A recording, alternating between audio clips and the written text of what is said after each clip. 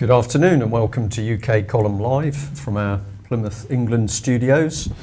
I'm your host today, Brian Gerrish, with me, Mike Robinson. Afternoon. And well, the good news is that the sun is shining outside. Now, I'm sure that we did predict that in our weather forecast yesterday, but we may have got it wrong. Not to worry, blue skies and sunshine on Friday, the 12th of October 2012. And really, in Britain, today, this week, stunning events. We've got major activity to do with money, the economic situation. We've got both main parties pushing for independence with Scotland and manipulating the vote by bringing in a lot of young people. And then we've got the continuing exposure of Jimmy Savile and the abuse of children, which is sending shockwaves through the whole system, as the rings of influence in this terrible event obviously expand outwards. So, Mike, you've got some key stuff on money to start off. Starting with Mr. Blair, of course. How could I forget him? This is an article in the Mail highlighting Tony Blair with his arm round a desperate housewife. And the key point about this article really is just to highlight the fact that Tony Blair is actually helping run Barack Obama's campaign. And as we know, he's doing a particularly bad job of it because Obama is hemorrhaging support at the moment in favour of Romney. And you do have to wonder whether Obama's pretty lackluster appearance on the campaign trail, particularly the recent debate, has anything to do with Blair's influence? Well, who knows, but it's quite remarkable that we've got Tony Blair, who is not only giving support to his old team in the Labour Party and the Miliband twins, but now he's expanded to assisting peace in the Middle East, which of course is remarkably peaceful. He's working in Europe, and now he's helping Americans with their campaigns. Well, let's not forget JP Morgan, and JP Morgan is doing spectacularly well, as we discussed yesterday. Yeah. So hugely successful gentleman. Absolutely. I'll just point out to the audience, in case you thought that Mike was being a little bit flippant, the article from the Mail does actually say, and former Prime Minister Tony Blair ensured that he would most definitely get attention as he posed alongside desperate housewife's beauty Eva Longoria. With his typical smirk, Mr. Blair cuddled up to the petite brunette 37 as they hit the campaign trail. So that wasn't UK Column Live being flippant, there was the Mail picking up on what this man is really up to. The other gentleman in that picture, by the way, is the son of Warren Buffett, the billionaire, if not trillionaire, investor. Yeah. So start a war, help with the campaign trail. Well done, Mr. Blair. Yeah. Money. Yeah. I think it's going to be money. If I can press the right button here. Right. So this is a fantastic article in Zero Hedge, and I absolutely recommend everybody goes to zerohedge.com and has a read at that. Yeah. It's called "We're on the Road to Serfdom," and I just want to quote a couple of parts from this. With free and unlimited fiat money at the core of the financial industry, misallocations of capital will not diminish but increase. The damage done to the economy will be spectacular in the final assessment. There is no natural end to quantitative easing. Once it has propped up the markets, it has to be continued ad infinitum to keep the prices where the authorities want them. None of this is one-off or temporary. It is a new form of financial socialism. It will not end through the political process, but via a complete currency collapse. Now, as you know, we've been talking about complete currency collapse for quite some time, and it's refreshing to see in a relatively mainstream publication this kind of sentiment and highlighting the dangers. Yep. The next quote is, now you may not consider yourself to be rich. You may not own or live in a house that Nick Clegg would consider a mansion. You may not want to ever bank in Switzerland or hold assets abroad. You may only have a small pension fund and not care much about how many government bonds it holds. You may even be one of those people who regularly stand in front of me in the line at Starbucks and pay for their semi-skim decaf latte with their credit or debit card, so you may not care about the restrictions on using cash. But if you care about living in a free society, you should be concerned, and I sure believe you should care about living in a functional market economy. This will end badly. Yeah. That is pretty much expressing what we've been saying now for how many years? 3 years? 3 or 4 years. Yes. Certainly true, yeah. Again, this comes down, it's not rocket science, it's not, we weren't predicting anything in particular. This is simply recognizing the outcome of certain policies. Yeah. And we're just saying, nothing but this bailout, more and more money printing. And we'll come on to that again in a second. In the meantime, Lord Adair is appearing in the Telegraph because he was speaking at the Mansion House last night at the City Banquet. And, as you do.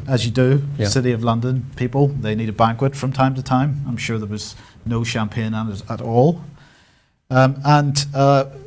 He's basically saying that quantitative easing is not enough to get growth going. And my response to that is, glad you noticed.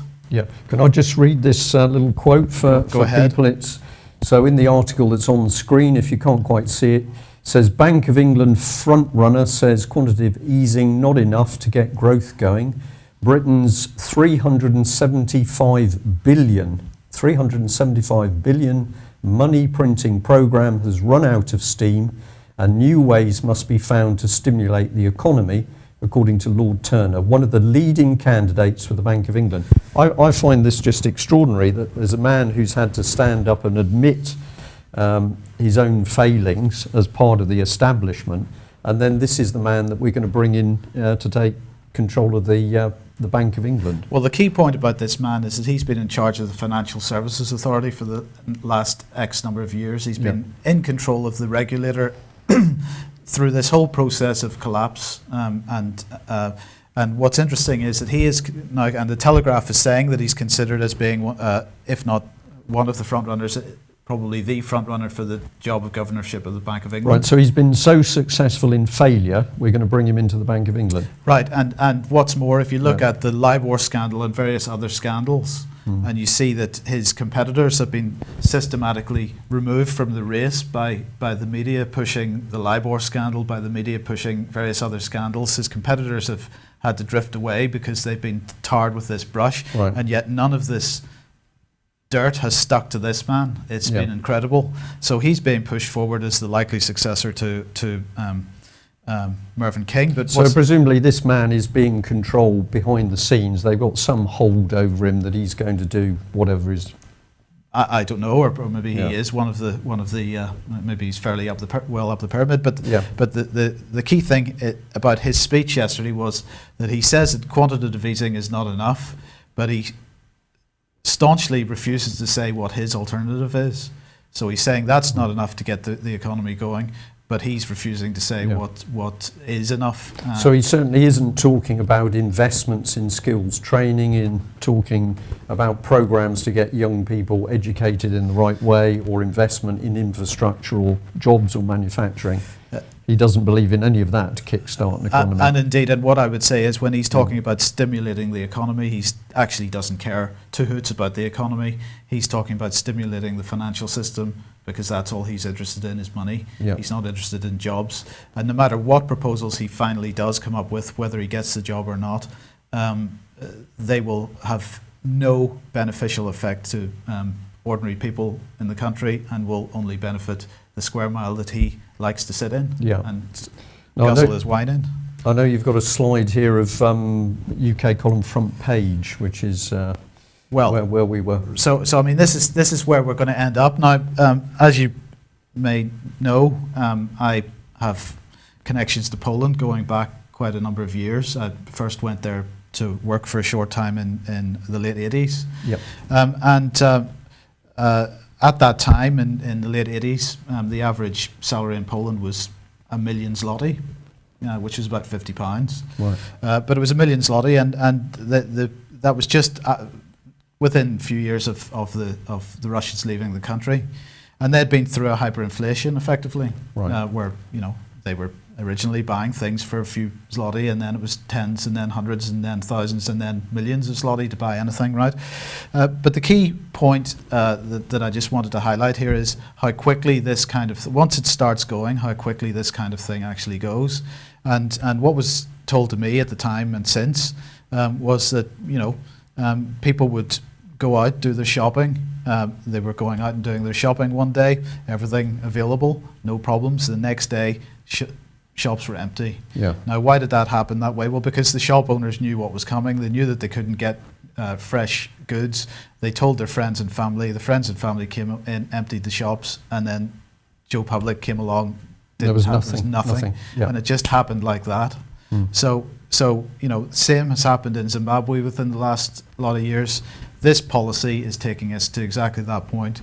Now, that image that we created is this kind of a stylization of a very famous photograph from Weimar, Germany. Basically, a wheelbarrow load of currency was required to buy a loaf of bread.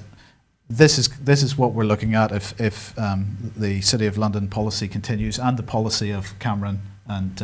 And it's deliberate. They know what's happening, and they know what they're doing at the moment, which is economic collapse. That's the game. We're going to mention the EU a little bit in a minute, but what is happening is the deliberate breakdown of the United Kingdom in order to ensure that we are shoehorned into the EU. Absolutely, there's a political agenda here, and the aim is to organise enough crisis that they can push a solution in front of people's faces, and people will grab at it. Yeah. So the next, we'll just talk about food again for a second, because the U.S. Agriculture Department has come out with its world report, world supply and demand estimates, and we've talked about this in recent news reports, where we're recognising that food prices are going up. Well, food prices are going up, but the key thing is that harvests have failed this year, and significant reductions in the quantity of grain. But the one thing that the World Report notes is that there's actually less what they call utilisation in certain categories of commodities. In other words, people aren't eating as much. Now, we know that there's speculation going on in the markets, and we've got corn, soybeans, wheat, all skyrocketing at the moment on the futures markets, Right. which means that the prices are going to go up in the very near future. But which parts of the world are the ones that are going to stop eating soonest when these prices start hitting the ground? And we are, it just... said again, it staggers me and continues to stagger me that mid-1980s we were talking about starvation in Africa, and here we are 30 years later, we're still talking about starvation in Africa. When are we going to waken up and well, of course, ordinary people are beginning to wake up, but the key thing is highlighting who is doing the damage. If you've got a man like Tony Blair, who is behind a lot of this international economic policy, he's in bed with the bankers. He's being paid by the same people that are driving this system. So what we really need to do is wake up more ordinary people to who is doing it, who is to blame. Yeah. Okay, which brings us on to hot off the press. I mean, I guess most of the mainstream media is reporting this now, but this morning the decision by the Nobel Prize to award the Peace Prize for 2012 to the European Union. Yeah. What can you say? Well, I believe this is the organisation beginning to live in its own reality. We've got Europe, which is now being ripped apart. We've got violence on the streets. We've got, in Spain, 50% young people with no jobs. We've got the collapse of the euro. We've got absolute mayhem in the European Union. So that's a great time to award it a medal, isn't it? Perfect. Yeah. Staggering.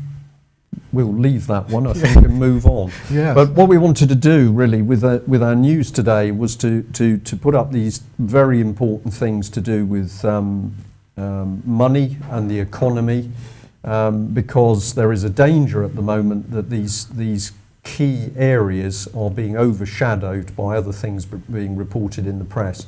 And the one that we're going to bring up here, of course, is the Jimmy Savile scandal. Now, yesterday we had Bill Maloney from Pie and Mash Films in the studio, an abuse victim himself, but he was in an hour and a half interview giving phenomenal information about Jimmy Savile, the abuse rings, and those who tuned in live would have heard on UK Column Live yesterday us talking about Jimmy Savile having access to Broadmoor. We find it extremely interesting that this morning one of the lead stories in the Mail is this one: Savile had set of Broadmoor keys. As scandal grows, how Six Star had access to mentally ill patients. And it lists a few bullet points. Gold-plated keys to high-security mental health hospital was presented to Savile. NHF chiefs under mounting pressure to start an inquiry. The predatory paedophile was given bedrooms or an office at 3 hospitals. Psychiatric nurse said one patient was repeatedly raped. Alleged victim described Star as very forceful, who treated her like an animal.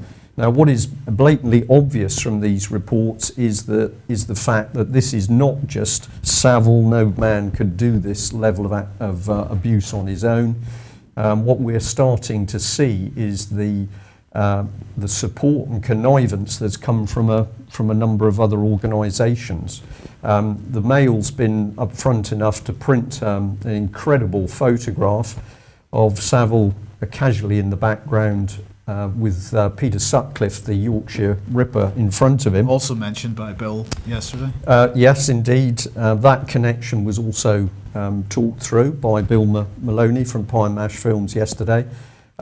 We will have that interview up on UK Column website later today, and I hope that viewers will tune in and watch that. It is extremely harrowing. But we feel that the issue of child safety in this country is so important that we need to deal with it in a nuts and bolts way. So the key thing here is, how did Jimmy Savile get access to these institutions where, of course, he was able to get direct access to people not only vulnerable by the fact they're children or mentally ill, but the fact that they are effectively held within a secure unit where they can't escape from this type of abuse. So to me, applying common sense, which is not a bad thing to do when you read these stories, it appears to me obvious that the establishment has got to be fully involved with this. Well, the one question that the Mail hasn't answered, and maybe they don't know the answer yet, is who gave him the keys? Yes. What were the circumstances that he had the keys? They're saying that he was contributing in some way charitably to Broadmoor, but under what circumstances was he given the keys? I also see that they're saying that the situation has changed and the keys aren't given out quite so easily these days. Oh, but I question that, and I question whether these procedures that have been built around this are there to actually provide a bit more opacity as to how keys are given and compared to the past, and rather than making it more difficult to get the keys in the first place, it's more difficult to find out how the keys were given out, perhaps. Yeah. Well, the UK Column opinion on this, if we can put across a pretty strong opinion, is that we're already seeing signs of the blurring of what's going on here. We're going to come on in a minute to what the BBC has and has not said. If you didn't recognise the other gentleman in the picture, it was, of course, the boxer Frank Bruno there on the right. So an interesting mix of, I'll say, celebrities in a particularly dark location. But, of course, the Jimmy Savile affair has been picked up by the mainstream major politicians. Cameron's had his say, and now we have Ed Miliband calling for every institution connected to Savile to hold a far-reaching investigation into who knew what, when, about what was happening, and why nothing was done about it. Can I ask, when was that statement made? That's just appeared in the That's media just today. appeared in the press, yeah. So this is the first statement that the Labour Party has made on this issue since it broke?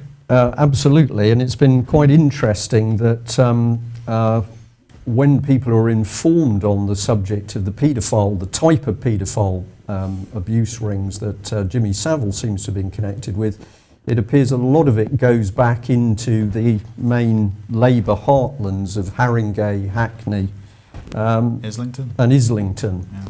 And of course it does raise the question that perhaps the Labour Party needs to have a very close look at its own membership and indeed some of its local councillors to understand what's been going on behind the scenes. But there we are. Here is Ed Miliband calling for a far-reaching investigation. We think he's a hypocrite. The UK column has consistently been calling for an investigation into the abuse of young students at Oxford and Cherwell Valley College. Here is a screenshot of our website where we have been promoting an Asian gentleman who was the only person who stood up at the college to try and protect white children from white abusers and indeed the grooming of children. A horrific story. We can't go into it in detail here, but it is up on our website. And of course, in the shot above, we also have Jack Straw, who is the Labour politician. I hope you're listening, Mr. Miliband. Jack Straw is the Labour politician who amended the law to make it illegal for children who were being maltreated to speak out. So if you wanted to create a paedophile or child abuser's paradise, then Labour Party and Mr. Straw have done a fantastic job. I wonder whether Mr. Miliband is actually paying attention. If we take it a little bit deeper, this is one of the victims at Oxford and Cherwell Valley College, a young man called Daniel Arnold, and he's shown in the picture holding a letter which he wrote to his local MP, that's a Labour MP, Andrew Smith, asking for help. And we can inform viewers that as a result of that letter, young Daniel didn't get any help.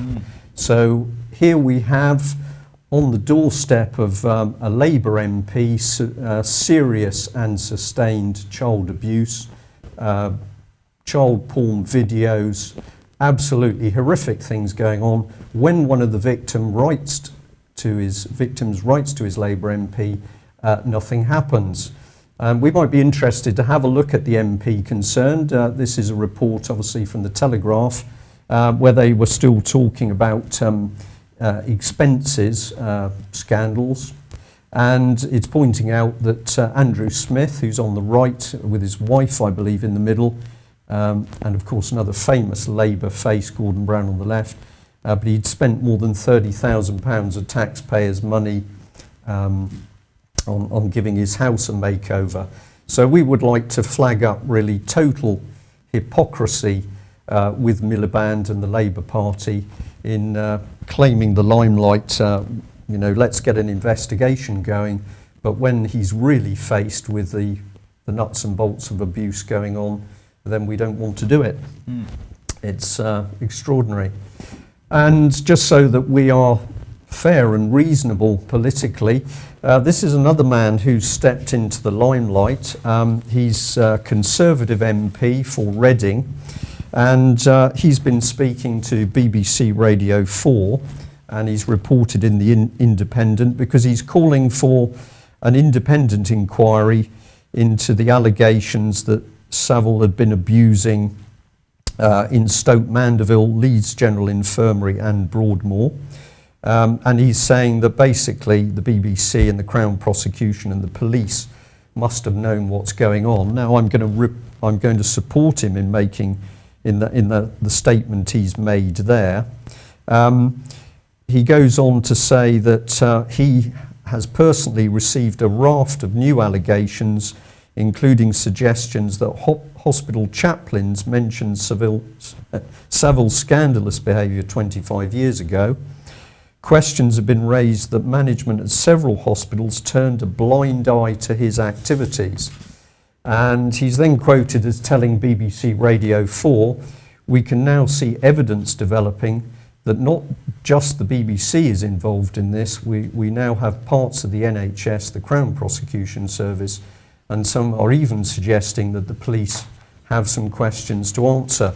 Now, what we find of great interest at the UK column is again a few miles down the road from this gentleman's constituency is Oxford and Cherwell Valley College. And we'll just make sure we know what this man is saying. I'll bring up that text on screen. So here he is saying, who knew girls were being abused? When did they know? Who did they tell? Why wasn't it recorded? Did bosses fail to act? So this is a Conservative MP who lives in an area where the Oxfordshire Child Safeguarding Board has utterly failed to take notice of repeated reports of assault, serious sexual and physical assault, and we would just say, what are you doing about it? This hypocrisy across all three parties is quite extraordinary, and our view, sorry to be a little bit forceful on this, but our view is that if we have politicians in Parliament who simply do not care about the safety and welfare of children, then of course they don't care about anything else, including the economy and money. So something very, very unpleasant is going on here. Which brings us to the BBC. This was a report on Monday the 8th that was talking about the Director General of the BBC, George Entwistle. He'd broken his public silence over the Savile crisis. But what the article with The Guardian was pointing out is that when he was actually questioned about why the Newsnight investigation was shut down, he got a little bit squeamish and he didn't really want to talk about that too much. And I think he was also questioned a bit further on it, simply doesn't want to speak out. Well, he was doorstepped, I believe, yesterday and was on Channel 4 News last night. Right. And he absolutely, clearly extremely uncomfortable about speaking about this at all, didn't want to answer any of the questions. We've mentioned already in the past about how the BBC seems to launch these investigations, put their journalists onto investigating a particular story, and then they shut the story down once they've discovered what information is out there on a particular issue. Well, this has been a repeated theme. It's happened with the Holly Gregg abuse story.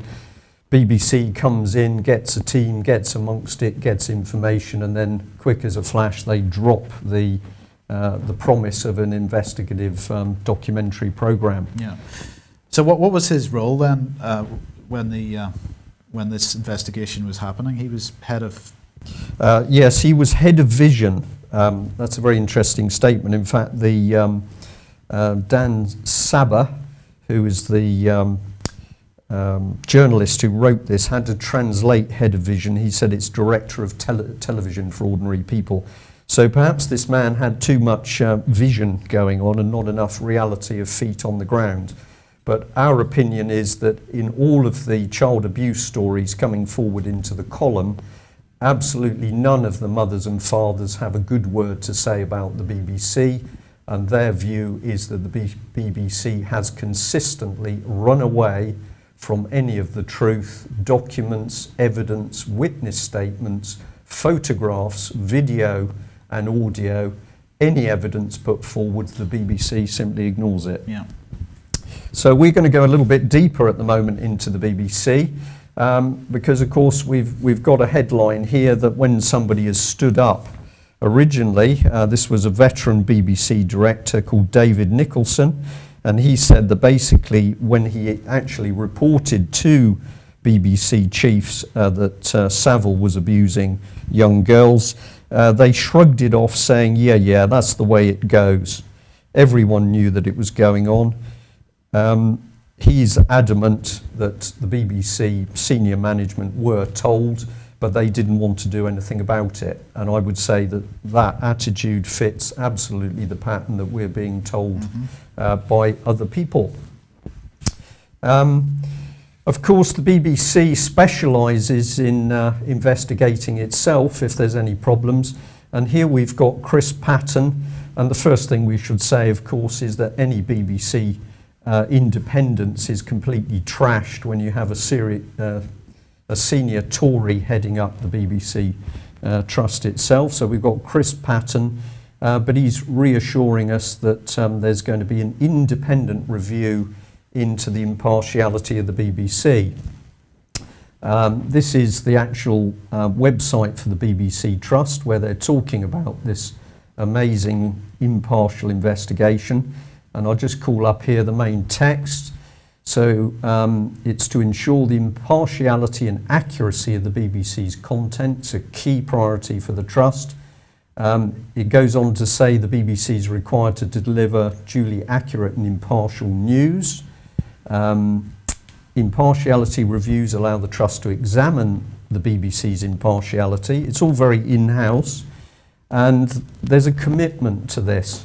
Well, I don't know whether we're alone in this, but I think the average person looking at the BBC, their complete failure to produce any accurate and substantive investigation into political activities, take money or the economy or the state of Europe or jobs in this country, none of it is being covered. But I think there will be an interesting review by the BBC themselves.